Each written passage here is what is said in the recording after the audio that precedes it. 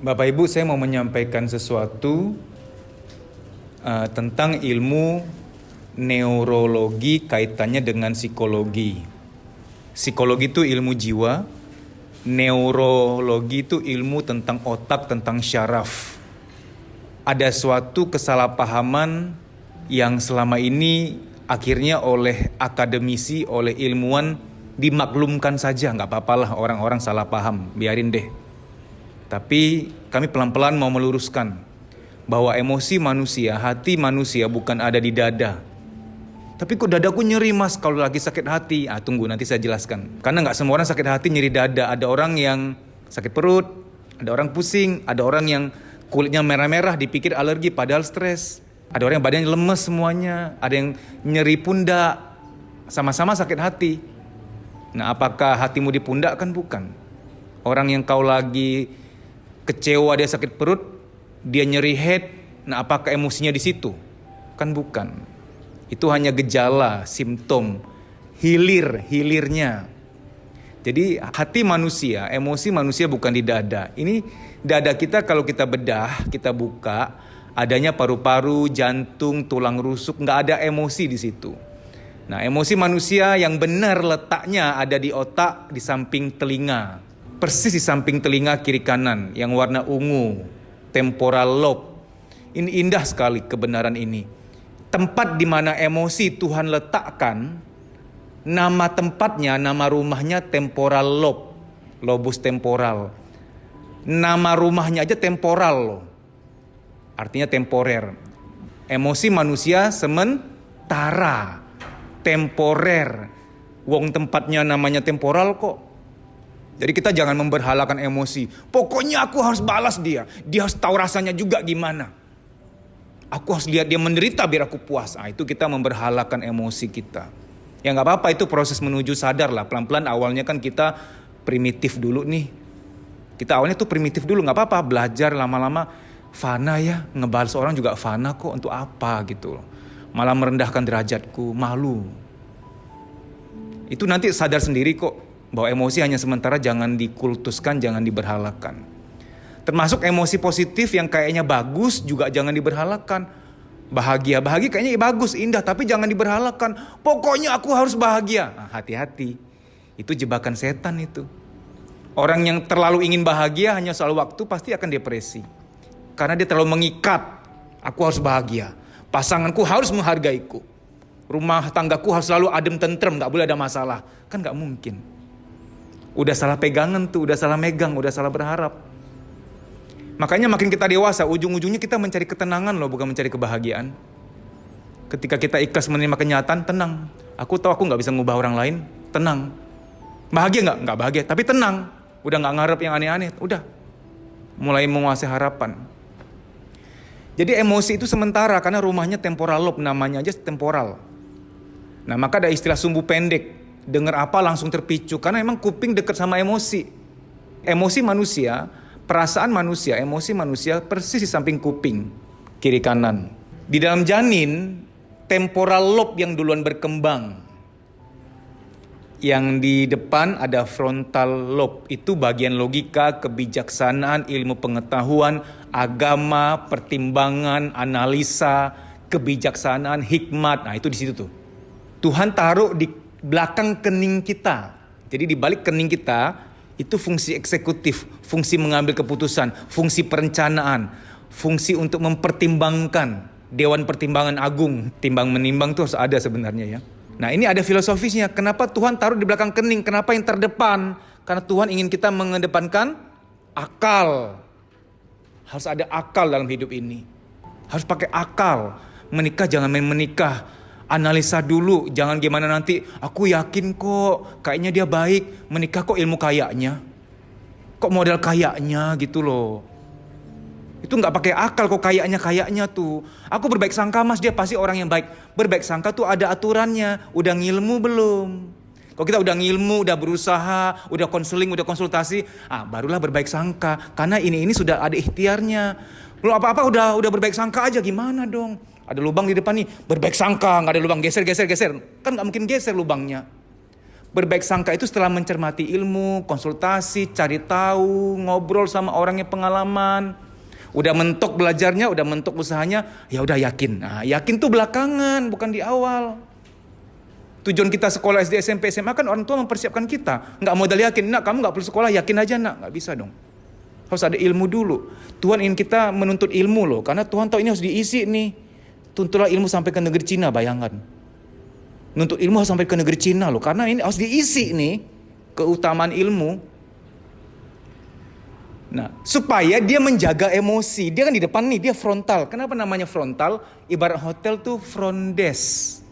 Resepsionis, front desk. Kita kalau mau ke hotel pasti menghadap dulu. Pak Bu, saya mau check in. Mana KTP-nya, SIM-nya, isi dulu. Menghadap dulu, daftar dulu. Nah, kalau frontal lobe kita bagus, kita apa-apa nggak masuk ke hati. Diregistrasi dulu di logika, di resepsionis, di lobby. Boleh masuk nggak nih? Gimana nih? Ini baik atau buruk nih gitu. Kita walaupun orang dewasa, kadang frontal lobe kita nggak nyala. Pas lagi kurang tidur, tadi malam begadang. Bagi perempuan sedang PMS, lagi ada masalah, ya memang kadang-kadang logika nggak nyala. Nah, saya bicara anak kecil ya. Anak kecil itu jangan dikit-dikit dimarahin, dikit-dikit dihukum. Lama-lama dia akan tumbuh jadi orang yang apa-apa pakai rasa. Karena Anda selalu picu rasanya. Anak itu harus banyak diajak ngobrol supaya frontal lobe-nya terpicu, terisi, terokupasi. Karena kita sama-sama punya frontal lobe.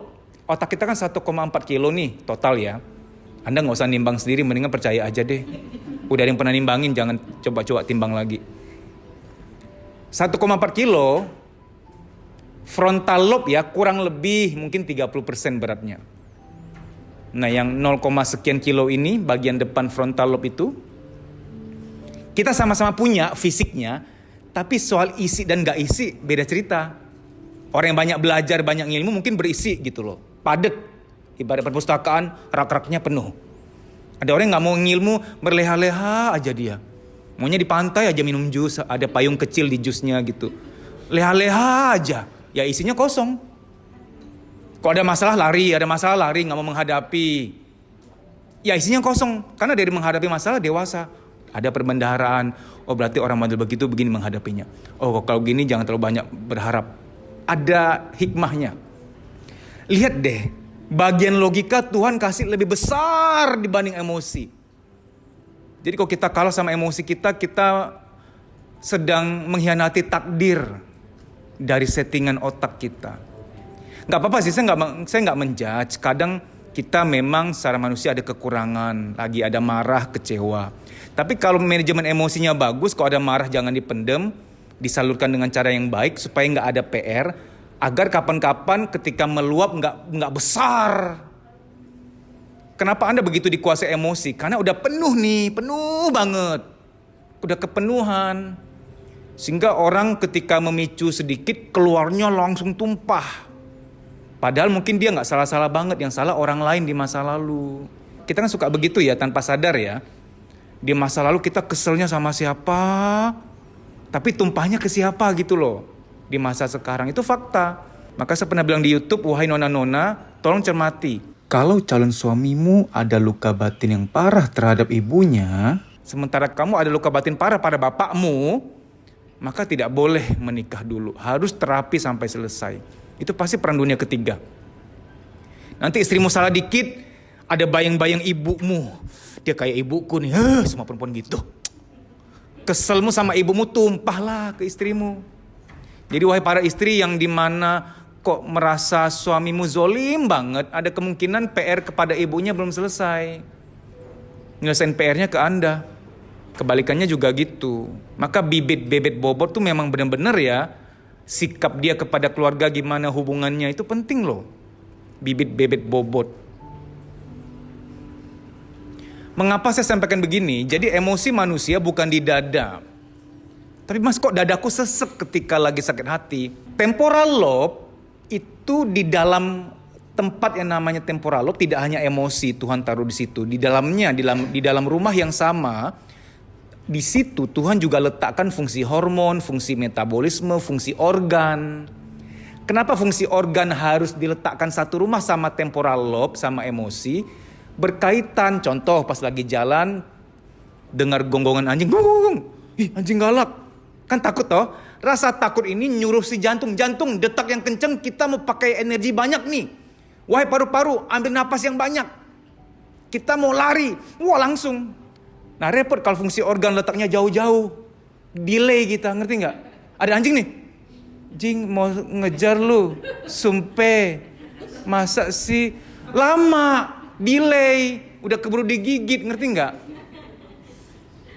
Ibu-ibu yang sayang sama anaknya main sepeda di taman, tiba-tiba ada motor ngebut, wah itu harus cepat. Si temporal lobe, si emosi ngomong ke jantung, detak yang kenceng, paru-paru, ayo ambil oksigen banyak, kita mau lari. Wah langsung hitungan detik, memang harus deketan. Nah makanya ketika Anda lagi sakit hati, kadang dada nggak enak karena ritme jantungmu lagi nggak bagus, karena lagi kesel sama orang, ritme jantungnya kacau. Kau pakai EKG, ritmenya agak unik, makanya nggak nyaman. Bukan berarti emosi di jantung, bukan. Makanya 80% penyakit di badan itu 80% datang dari psikologis, itu namanya psikosomatik. Ada orang yang dewasanya terlambat karena 16-17 tahun yang harusnya sudah akil balik secara mental, orang tuanya nggak ngejar percepatan kedewasaan. Jarang diajak ngobrol, jarang diajak diskusi tentang kehidupan. Apa-apa dikit-dikit dimarahin, dikit-dikit main emosi. Akhirnya dia nggak belajar apa-apa. Jadi anak harus banyak diajak ngobrol, sayang. Menurut kamu kenapa guru kamu minggu lalu menghukum kamu? Kenapa coba? Pokoknya nggak tahu deh, nggak tahu. Mami tunggu sampai kamu tahu kapan. Besok lusa kasih jawaban. Harus dia yang jawab. Lusa dia gimana sayang, udah bisa jawab belum? Ya Mi, itu karena aku ya ngumpulin PR-nya terlambat. Oh oke, makasih ya udah jujur ya. Oke, Mama nggak marah, terima kasih. Kamu mau jujur aja, Mama sudah bangga. Hargai kejujurannya biar dia nanti bisa diajak dialog dan dia akan ketagihan jujur sama Anda. Karena tiap kali dia jujur Anda marah, nanti dia akan bohong sama Anda. Kita kalau kurang tidur kok emosian, kenapa?